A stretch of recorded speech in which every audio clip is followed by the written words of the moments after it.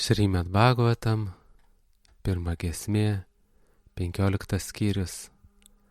Pandavos atsižada pasaulio.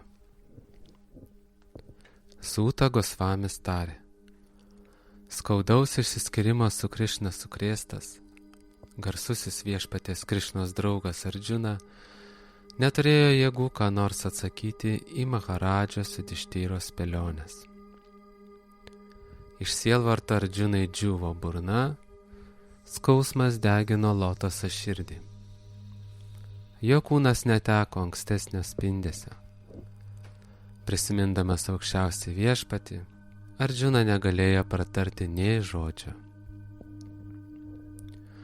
Apimtas nepakeliamo sielvarto, jis braukė iš akių srūvančias ašaras. Jis daugiau nebematys viešpaties Krišnos ir skaudama širdimi jis vis aiškiau juto, kaip stipriai jį myli. Prisimindamas viešpatį Krišną, jo prielankumą, gerus darbus, jų dviejų giminišką šiltumą, tai, kaip viešpats vairavo jo kovos vežimą, iš jaudulio sunkiai alsuodamas Ardžuna prabilo. Ardžuna tarė: o valdove, aukščiausiasis Dievo asmuo Hari, kuris elgėsi su manimi taip, tarytum būčiau buvęs jo artimiausias draugas, apleido mane. Aš netekau tos stulbinančios galios, kuris stebino net visko mačiusius pusdievius. Aš ką tik netekau to, su kuriuo net trumpam išsiskyrus visatos atrodo dykos ir nemielos, kaip kūnai netekę gyvybės. Tai jo maloningai dovanota galia padėjo man nugalėti aistra verdančius karalaičius, kurie susirinko karaliaus Drupados rūmose į jaunikio rinkimo ceremoniją. Mano starelė pervėrė taikiniu buvusią žuvį ir aš laimėjau Draupadės ranką. Jam būnant šalia, aš lengvai nugalėjau patį dangaus valdovą Indradevą bei kitus jo pusėje buvusius pusdievius ir leidau ugnies dievui pelenais paleisti Kandavos mišką. Tai jo malonė, kad gaisro metu demonas Maja liko gyvas ir kad mes turime įstabios architektūros susirinkimų rūmus, į kuriuos per Radžasūją Jagę suplaukė visų kraštų karalaičiai ir sumokėjo tau duoklę. Jo malonę visų gerbiamas jaunesnysis tavo brolis, jėga nenusileidžiantis 10 000 dramblių, nužudė Džarasandą, kurio pėdoms lenkėsi daugybė valdovų. Šios valdovus Džarasanda ketino paaukoti per Mahabairavą Jagę, bet tavo brolis juos išvadavo ir vėliau jie atidavė duoklę jūsų didenybei. Tai jis išpynė kasas moterims, kurių niekšingi vyrai drįso išleisti Radžasūjos aukojimo progą dailiai sušukuotus pašventintus tavo žmonos plaukus. Tada su ašaromis akise jį puolė prie viešpaties Krišnos pėdų. Kad supras šitą tekstą, paskaitysiu komentarą. Gražūs karalienės Draupadės plaukai, supinti į dailią kasą, Radžasūjos Jagios metu buvo pašventinti. Ir kai lažybose vyrai ją pralošė, tai yra Pandavai ją pralošė, Dukšasana, norėdamas įžeisti Draupadę, palietė jos šventus plaukus. Draupadei neliko nieko kita, kaip nusilenkti viešpaties Krišnos lotoso, prie viešpaties Krišnos lotoso pėdų. Ir viešpats Krišna nutarė, kad pasibaigus Kurukšetros mūšiui visos Dukšasanos bei jo bendrų žmonos išleis savo kasas. Dritaraštros sūnums ir anūkams žuvus Kurukšetros mūšyje, visos giminės moterys tapo našlėmis, visos turėjo išsipinti savo kasas. Kitaip sakant, dėl to, kad Dukšasana įžeidė didžiąją viešpatės Baktę Draupadę, visos Kurų giminės moteris tapo našlėmis. Viešpats yra atlaidus jį įžeidinėjantiems niekšams, kaip tėvas akiplėšai sūnui, tačiau jis nepakenčia, kai įžeidžiami jo baktai. Įžeidęs didžią sielą, žmogus nubraukia visus savo dorus darbus ir pelnytus palaiminimus. Kai mums gyvenant tremtyje, mūsų priešai sumanė mus įstumti į baisų pavojų, pasinaudoja Durvasa Muniu, kuris pietauja su 10 000 mokinių, jis, viešpats Krišna, išgelbėjo mus, suvalgęs mūsų pietų likučius. Pakako jam nuryt kąsnį ir upėje tuo metu maudėsi, Muniai pasijuto sotus. Visi 3 pasauliai buvo patenkinti. Tai jo dėka kautynėse nustebinau Dievo asmenį viešpatį Šyvą bei jo žmoną Himalajų dukrą ir patenkintas jis, viešpats Šyva, dovanojo man savo ginklą. Daugel kitų pusdievių taip pat atidavė man savo ginklus. Maža to, savo dabartiniu kūnu aš pakilau į dangaus planetas ir buvau pasodintas garbingoje vietoje.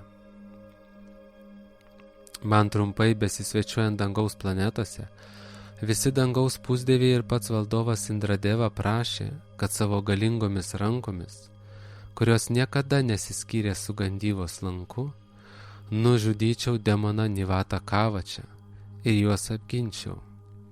O valdove, Adžamidhos palikuonį, aš netekau aukščiausio Dievo asmens, iš kurio kilo neregėta mano galybė.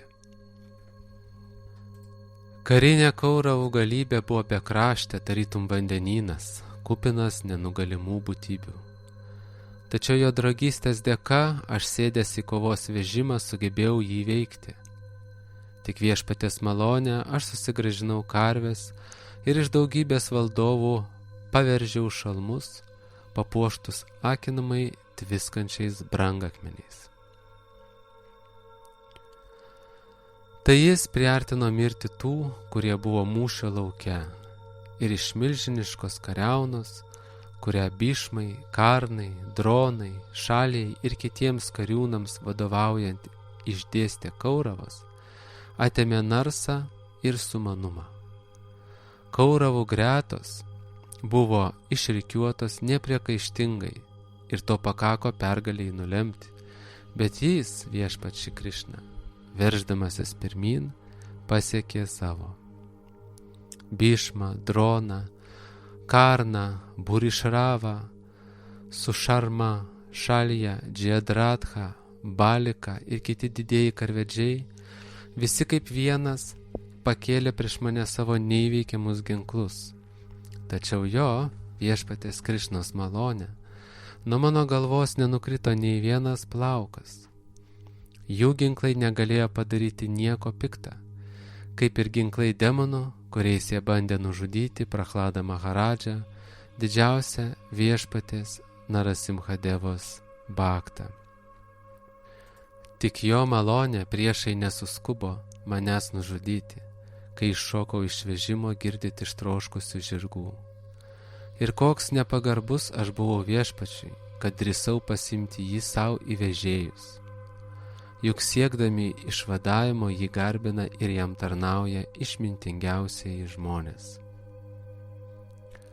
O valdove, kaip malonu buvo klausytis jo pokštų ir nuoširdžių žodžių, kuriuos lydėdavo nuostabi šypsena. Jis šaukė mane, o Pritchos sūnau, o draugė, o Kurų dinastijos sūnau. Aš negaliu pamiršti jo širdingumo, jaudinančio mane lig širdies gelmių. Mudu dažnai drauge gyvenom ir sėjomės, sėdėjome ir vaikštinėjome. Ir kai girdamasis savo narsa, jis pagražindavo įvykius, aš papriekaištaudavau jam sakydamas, ak, koks tu teisingas, mano draugė. Ir net tomis akimirkomis, kai jį sumenkindavau, jis aukščiausiai siela viską pakęsdavo ir atleisdavo man, kaip atleidžia tikras draugas ar tėvas. O imperatoriau, aš likau be savo draugo ir geradario, aukščiausio Dievo asmens, už kurį neturiu nieko brangesnio. Tai todėl taip gūdu mano širdį. Kai Krišnai išėjus likau saugoti jo žmonų, mane užpuolė pagonis, piemenys ir nugalėjo. Štai gandyvos lankas, štai strėlės, kovos vežimas kinkytas tais pačiais žirgais, ir aš, tas pats karžygys Ardžiuna, kuriam kitados su pagarba lenkėsi visi valdovai. Tačiau išėjus viešpačiui Krišnai, visa tai akimirksniu neteko ankstesnės galios. Tapo beprasmiška, kaip beprasmiška pilti lydytą sviestą į užgesusį aukurą, tikėtis pralopti mostelėjus stebuklingą lazdelę ar berti grūdus į nederlingą žemę. O valdove, tu klausai, kaip gyvena mūsų draugai bei giminaičiai Dvarakoje. Galiu pasakyti tik tiek, kad bramonų prakeikti, apsvaigę nuo ryžių vyno, jie čiupo lazdas ir puolė viens kitą, net pažindami savųjų. Tik 4 ar 5 jų liko gyvi. Tokia aukščiausiai viešpaties Dievo asmens valia. Kartais žmonės vienas kitą gina, o kartais žudo. O valdove, kaip vandenyne didesni ir stipresni vandens gyviai ryja mažesnius ir silpnesnius, taip ir aukščiausiasis Dievo asmuo, norėdamas palengvinti žemės naštą, sukurstė stipresniuosius ir stambesnius jadavas žudyti silpnesniuosius ir menkesnius.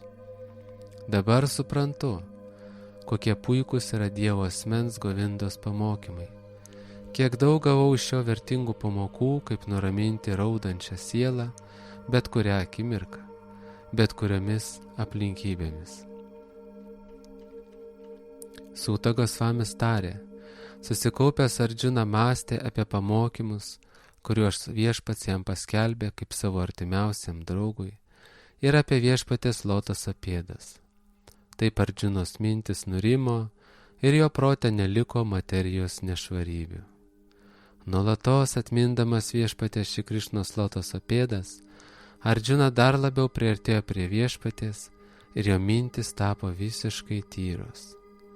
Rodės, viešpatės žaidimai ir darbai bei išsiskirimas su juo turėjo išdildyti iš Ardžiunos atminties Dievo asmens pamokymus, tačiau iš tikrųjų Ardžiuna nieko neužmiršo ir vėl tapo savo juslių valdovas. Dvasios turtingumas įgalino jį atsikratyti dualizmo gimdomų dvejonių. Taip jis išsivadavo iš 3 materialios gamtos gūnų įtakos ir pasiekė transcendenciją. Jam nebegrėsė gimimo ir mirties pančiai, nes jis išsivadavo iš materialaus kūno nelaisvės. Sužinojęs apie tai, kad viešpats Krišna grįžo į savo buveinę ir supratęs, kad baigėsi Jadų dinastijos gyvenimas žemėje, Maharadža Judištyra nutarė grįžti namo pas Dievą. Nugirdusi Ardžiuno žodžius apie Jadų dinastijos galą ir apie tai, kad viešpats Krišna pasitraukė iš šio pasaulio, Kunti visą savo esybę pasinėrė į dvasinę tarnystę transcendentiniam Dievo asmeniui. Taip jį išsivadavo iš materialios būties. Aukščiausiasis viešpats Šri Krišna, negimusis, privertė Jadų dinastijos narius palikti kūnus ir palengvino pasaulį užgulusią naštą. Taip dyglių traukiamas kitas dyglys, nors traukiančiam abu dygliai yra vienodi. Aukščiausias viešpats paliko kūną, kuriuo buvo apsireiškęs, kad palengvintų žemės naštą. Tarsi burtininkas jis išeina iš vieno kūno ir apsireiškia kitais pavidalais, pavyzdžiui, žuvimi ir taip toliau. Ta pačią dieną, kai Dievo asmuo viešpats Krišna, nepakeitęs savo pavidalo, išėjo iš žemės, Kali, kuris jau buvo įkėlęs čia savo koją, pasijuto turys visišką veikimo laisvę ir jis sudarė menko išmanimo žmonėms nepalankę aplinką. Maharadžai Judištyrai pakako nuovokos įžvelgti Kali amžiaus požymius. Sostinėje, šalyje, šeimose ir tarp pavienių žmonių vis labiau plito godumas, melagystė, sukčiavimas ir prievarta. Todėl jis išmintingai nutarė palikti namus ir apsivilko tam tinkamą drabužį. Po to valstybės sostinėje Hastinapūroje imperatoriumi ir visų jūrų skalaujamų žemių valdovu jis karūnavo savo išsilavinusi ir niekuo jam nenusileidusi vaikaitį. Madhūroje Anirudhos, viešpaties Krišnos vaikaičio sūnų Vadžrą, karūnavęs Šurasenos karaliumi, Maharadža Judištyrą atliko Pradžapatijos aukojimą ir ryžtingai nutarė atsižadėti šeimos gyvenimu.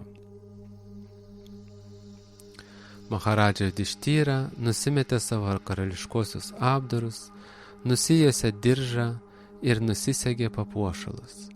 Jis tapo viskam abejingas, daugiau niekas jo nesaistė. Jutimo organus jis panardino į protą, protą į gyvybę, gyvybę į kvėpavimą, gyvasties visybę sudėjo į kūną, sudarytą iš 5 pradų, o savo kūną atidavė mirčiai. Ir tada, egzistuodamas kaip gyvoji siela, jis atsikratė materialios būties sampratos. Tokiu būdu, ištirpinęs iš 5 pradų sudarytą šiurkštų į kūną 3 materialios gamtos kokybėse, jis panardino jas į neišmanimą, o neišmanimą į savąjį aš, amžiną ir neišsenkamą brahmaną. Po to Maharadža Judištyra apsivilko nudriskusius drabužius, išsileido plaukus, atsisakė kieto maisto ir savo valia davė tylėjimo įžadus.